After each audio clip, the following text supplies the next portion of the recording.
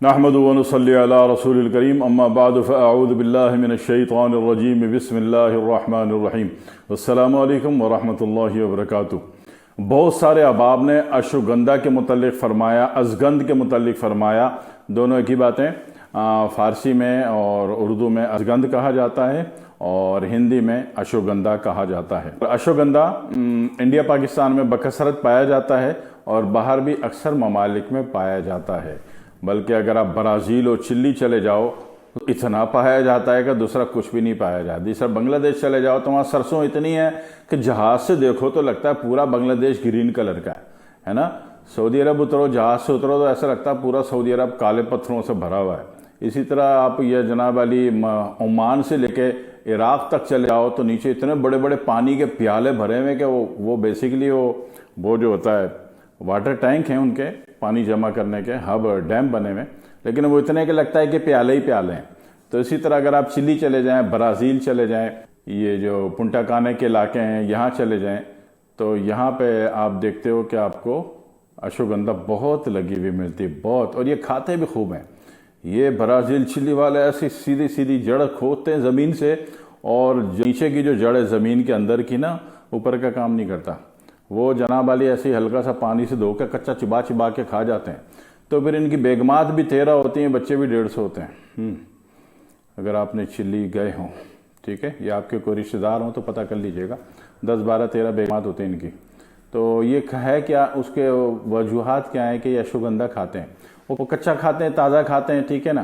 ہمارے یہاں تو جناب علی آپ خرید کے لیتے ہو، اور پھر جو لیتے ہو پھر آپ کو پتہ ہے کہ وہ بیچنے والا تو جناب علی عام طور پہ وہ کافی دیر اکثر کا خشک ہوتا ہے، وہ تازے اور خشک میں فرق تو ہوتا ہے، ٹھیک ہے۔ تو بہرحال اشوگندھا جو ہے انڈیا میں بھی بکثرت ہے، پاکستان میں بھی بکثرت ہے، اور یہ اپنے ہی ملک کی اچھی ہوتی ہے، ٹھیک ہے۔ اشوگندھا میں کبھی یہ نہیں کیجیے گا کہ فلانے ملک کی اچھی ہوتی ہے، ایسا کچھ بھی نہیں ہے۔ اشوگندھا جو چیز جس ملک میں ہوتی ہے وہ اسی کے لیے اللہ تعالیٰ نے پیدا کیا ہے، ٹھیک ہے۔ ایک غلط لنڈے کا انگریز بننے کا ہمیں شوق ہے کہ امپورٹڈ ہوگی، باہر کی ہوگی، فلانے کی ہوگی تو زیادہ اچھی ہوگی، ایسا کچھ بھی نہیں ہے۔ جو آپ کی زمین پر پیدا ہوتی ہے وہ قیمتی ہوتی ہے۔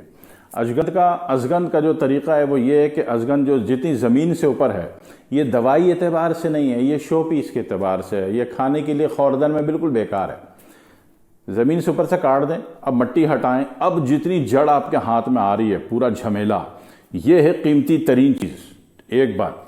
دوسری بات ہے کہ اس کو سکھائیں گے آپ سائے میں، ہاں جی، دھوپ میں نہیں سکھائیں گے اشوگندھ کو، ٹھیک ہے جی۔ اور اس کے بعد پھر اس کو کٹی کٹی کر کے باریک کر کے جناب علی اس کو پیس لیں، گرائنڈ کر لیں، یا پھر پنساری سے کروا لیں۔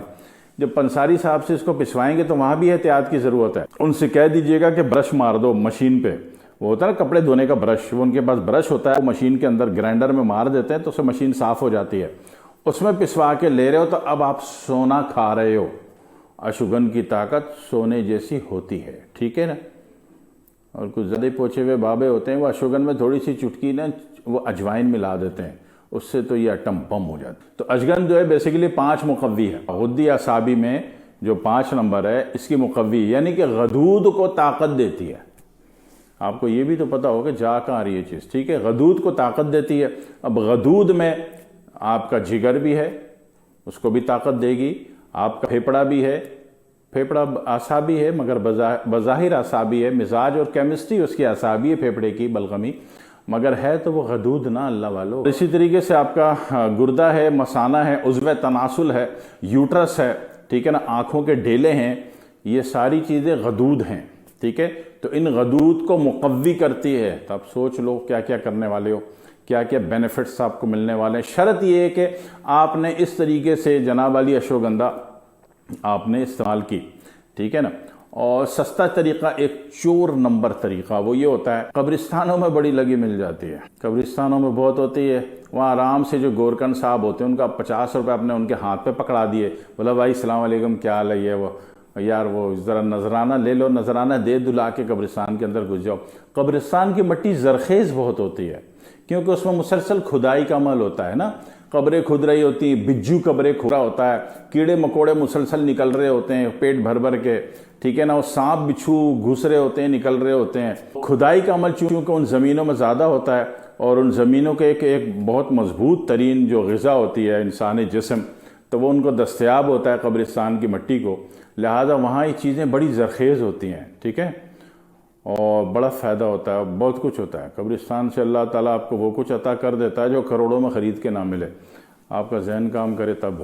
تو وہاں پہ اشوگندھا وہاں سے بھی مل جاتی ہے، اور وہاں پہ یہی ہے کہ آپ نے اوپر سے توڑ دی، بلیڈ پیپر کٹر لے جاؤ جیب میں، پیپر کٹر سے اوپر سے دھڑ کر کے کاٹ دو۔ اب اس کی ننو جو نکلی تھوڑا سا پیس ہے، اس کی سائڈوں سے اس کی مٹی ہٹانی شروع کر دو، ٹھیک ہے، اور پوری جڑ ہاتھ میں آ جائے گی، اور بڑی قیمتی ترین چیز ہے، آپ سونا اکھیڑ کے لے آئے ہو فری میں، ٹھیک ہے، اس کو دھو لیں بے شک آپ اس کو ہلکا سا صاف پانی سے، اور اس کو پھر ٹکڑے کر کے اس کو سکھا دیں، اس کو آپ ہوا میں سائے میں سکھائیں، دھوپ میں نہیں سکھائیے گا کیونکہ تھوڑی سی حساس ہے، اور پھر اس کو جناب علی کاٹ کوٹ کر کے اس کو پسوا لیں۔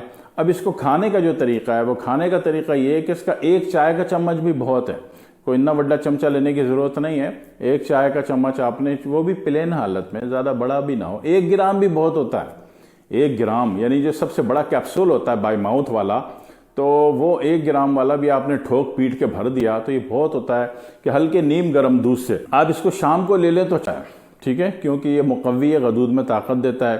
رات کو لینے میں ایسا نہ ہو کہ رات کو آپ نے دودھ سے لے لیا اور آپ چلے نہیں، آپ نے واک نہیں کی آدھے گھنٹے، تو پتہ چلا کہ جو پاور ڈپازٹ ہے وہ باڈی میں لگا نہیں، کنزیوم نہیں ہوا، اور پتہ چلا احتلام ہو گیا آپ کو، تو محنت تو ضائع ہو گئی نا، ہے نا، ادھر پاور بنائی تھی، محنت سے قبرستان گئے، وہاں گورکن کو رشوت دی، اور پھر بھی وہ چیز لائی بنائی پنساری سے بسوائی، اور پھر بھی جناب علی وہ ضائع ہو گئی، احتلام ہو گیا، رات کو نائٹ فال ہو گیا، ڈسچارج ہو گیا، تو ضائع ہو گیا۔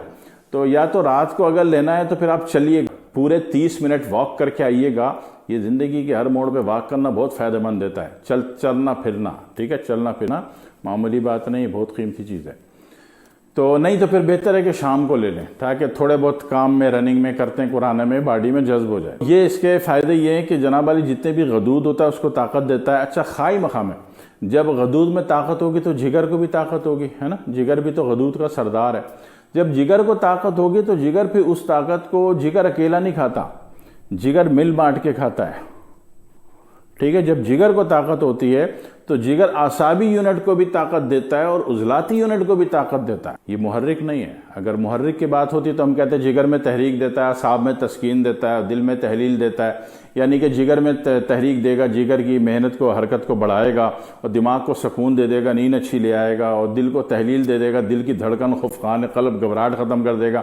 نہ میں ایسی باتیں نہیں کہہ رہا، یہ مقوی ہے، مقوی حالت میں یہ پورے یونٹ میں طاقت ہی دے گا، مضبوطی دے گا آپ کو، زیادہ نہیں، 1 مہینے لگ کے کھا لیں، پوری زندگی دعائیں دیں گے انشاءاللہ تعالی۔ والسلام علیکم ورحمۃ اللہ وبرکاتہ۔